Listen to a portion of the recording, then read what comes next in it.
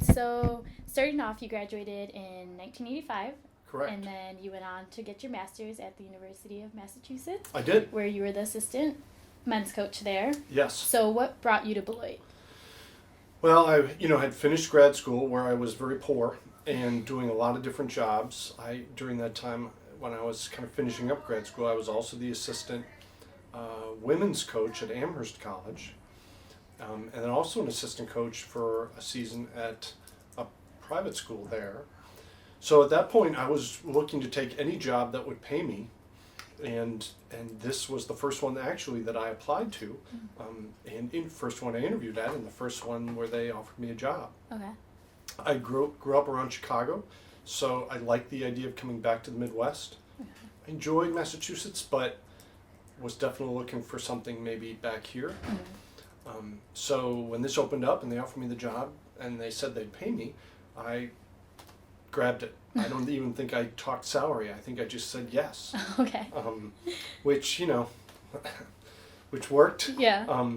So that was kind of how it started. Okay. Where from Chicago are you? Elmhurst. Okay. Yep. Yeah. I know where that is. I'm from by Gurney. Okay. Sure. Yeah, very close. Yeah. So when you got to Beloit, then you just kind of accepted it right away. How was the soccer program when you came in? The soccer program was really bad. Okay. They had won one game in 2 years. Okay. So when I got in, we kind of worked really hard and did a lot of recruiting, and kind of through hard work and also a little luck, we turned it around pretty quickly.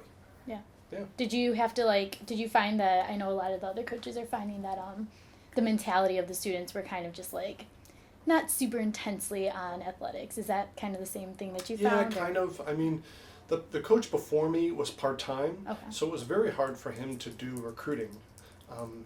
So when I came in being full-time, I was able to spend 80% of my time on recruiting. Okay. So I was bringing in maybe kind of a different type of kid who was more soccer, wanted to do well academically, but soccer was a bigger part of their life.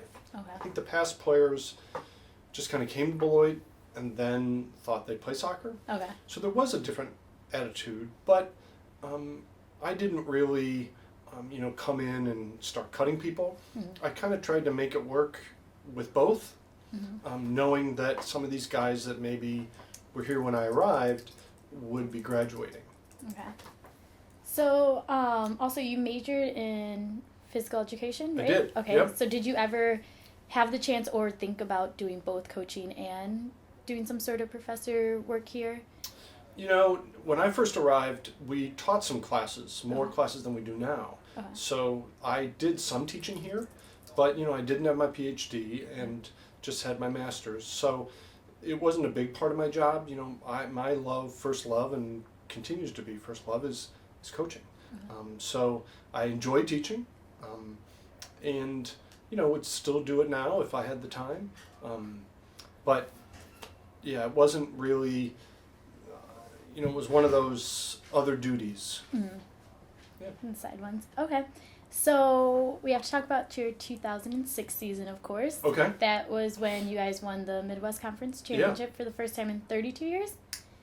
I think so. Something like that? Yes. Okay. Yes. So tell me about that. Did you know early on it was going to be a successful team, or? Well, we knew we'd have a good season because we had a lot of players returning, but then what made it even better was that we had two players who, for different reasons, decided to do an honors term. Okay. And they were able to play because they hadn't used their 4 years of eligibility. Okay. So we went for a big, good senior class to a now even bigger, better senior class.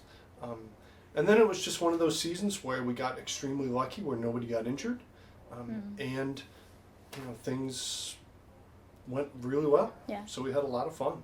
Who were some of your key players that season? Do Yeah. you remember names? Bubba Schultz was one of the key players, one of our captains, one of our leaders. Chip Schumacher was in the goal. Mike Finley was one of our big goal scorers. I think. Who was the other? Chris Johnson was up front. You're making me. You have to look here. I'm not sure off the top of my head. Those are I some could of certainly the, send you some more. Yeah. Look more into it if you wanted. But those are some of the key Those are some players. of the key guys. Okay. Yep. I'm sure I'm forgetting some, but Yeah. So are there any other players or seasons that stick out in your mind in particular, all the way back from 1990 Yeah. to now?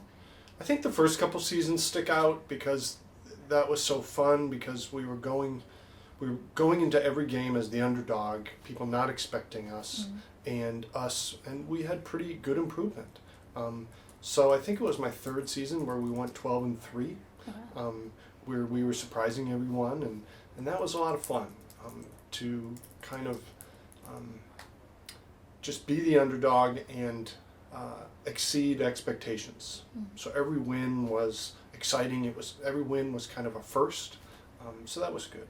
But I think for me it's never been so much about the wins, or so big seasons don't stand out. I mean, for me it's about the relationships with the players and their experience here at Beloit. So players stand out, people stand out, I guess. And it's hard to pick kind of one over the other, because each, there's so many. That's the fun part about being at Beloit, is that you get kids from all over the country. So it's a lot of fun for me. Yeah. So you as a coach, congratulations is in order, because this season you have made it to being the most winningest coach in Midwest Conference history, right? Yes, that's correct. Okay, yes. So you reached that milestone this season. How have you evolved as a coach from 1990 starting, or even before that when you were an assistant, to now? Yeah. How have I evolved? That's a good question. I think it's kind of an understanding that what I'm saying may not be as important as I thought it was. So I probably do less talking, maybe more listening. I think I'm certainly spending a lot more time on teaching my players to be leaders, captains, and seeing the value of that.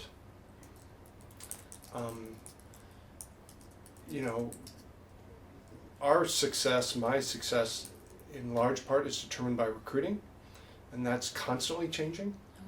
So everything from emails to texts to how you contact kids, when you contact kids, all that's always changing. So the importance of recruiting really hasn't changed. That's always been the case. And I think, I think that's probably it. That's it. So what kind of coach are you on the field? Are you one of those that yells, or are you a very quiet kind of coach? How are you? I think I've evolved a little in that. Okay. I think I started maybe kind of quiet. I then started being more active as a coach. Okay. Thinking that I need to try to continue to teach during games. But I found that students now don't react real well to during the game comments. So I'm trying to say less and be just more positive. Okay. And especially when guys make mistakes, to try to say basically, it's okay, hang in there, get the next one, kind of that kind of stuff. Yeah. So I'm trying to be more supportive and not try to do as much during the game. Soccer is a unique game where we don't have a lot of timeouts, and so the coaching during the game is minimal. Yeah. But that's hard for me to accept, and I think it's hard for our culture also to accept. Yeah. It's different from a lot of other sports. Getting a lot of time. It's very different than everything from baseball, basketball, football. Yeah. Those give opportunities for a lot of kind of coach-player discussions, and that's not the case with soccer. Right. Okay, so one of the things that I've talked with other student athletes and other coaches about is the support for athletics on campus, whether it be from other students who don't play sports or faculty or staff, whoever. How do you think that ranks at Beloit? Yeah. We all would want more support in what our passions are, right? But I don't take it, I'm not that upset or disappointed or feel feel it's a major problem because I think, one of the big things at Beloit is to push students and faculty and staff also to do a lot of different things, to be involved in all kinds of things. And that's one of the, I think, great selling points of Beloit. So if you have that being one of your strong missions, goals on campus, then we all shouldn't be that surprised when people aren't free to come watch a soccer game. They're doing things, they're busy. Yeah. I also think that we've had pretty good support. And I think that's in large part due to me telling my players that they can't just be soccer players and go to class and just expect players to come watch us play because they're good looking.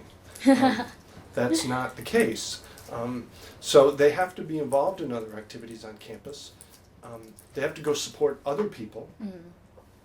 Because the reality is players are going to come to the soccer game, or not players, fans are going to come to the soccer game, not because they love the game of soccer, but because they're coming to support a friend. So you have to make friends. Yeah. You can't just sit in your room and play soccer and go to class. Yeah. So I think that's why we've had a good amount of support. I think it's most difficult for coaches and players of the popular sports, more popular, football, basketball, and I think just mainly those two, because I think in the high schools they're used to so many fans, and they come to Beloit and they're like, nobody likes us. Yeah. And so, I think we have to be understanding of the culture here, but also I think we have to kind of look in the mirror as athletes and coaches and say, so who am I going to support? And well, maybe why aren't they coming? Yeah, I think that's the key. That's really fantastic that you tell your players that, because I think that's one of the things that probably will make a difference if the football players and basketball and all that go. I also see you guys do a lot of posters, right? We do posters. We've been doing that for a long time, and it's kind of funny, but and I think it works a little bit. It does, yeah. I don't think it brings a lot of fans to the game just because of the posters, but I think it helps. Yeah. Are there any other things that you do like that? Or? No, we've just done that. And to be honest, the biggest reason for that is to try to teach the players that they're not good looking or they're not great guys, where people are just going to come because of that, that they have to make an effort. Yeah. And if you want something, you have to make an effort. Yeah. And so you guys want fans, well, we have to make posters. Yeah. So it's kind of thing. Some years it's great, some years it's not that great. Some years they cross the line and make offensive posters and we have to apologize and take them down, and it goes too far. But that's college. Yeah. So that's true. Yeah. So what do you see are some strengths and weaknesses of the athletic program here at Beloit, and how do you think it differs from maybe, I don't know how much you were able to see with being at University of Massachusetts and Elmhurst, but... So what do you mean, like, strengths of the athletic department? You mean just general? Generally. Or what, is there a specific area, or just kind of general? Just maybe generally to start with. And, okay.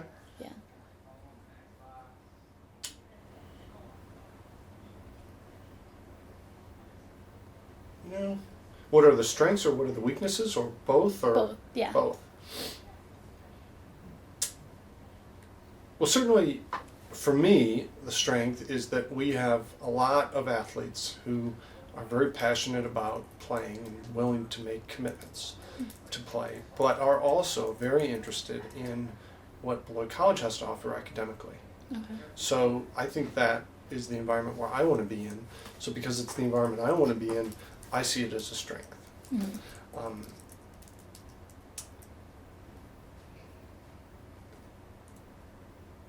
I think a weakness is that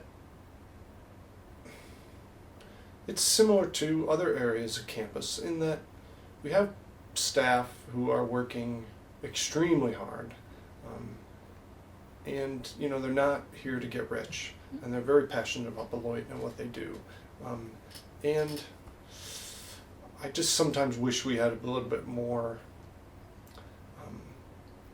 resources but that's not I wouldn't call that a weakness. It's a struggle. It's something we just deal with. So, I don't know if there are many big real weaknesses. Okay. Yeah. Okay, so for you, you've been coaching now for 22, 23 years Yes. about. Yes. Are there any signs of you slowing down, or do you hope to be doing this for a very long time?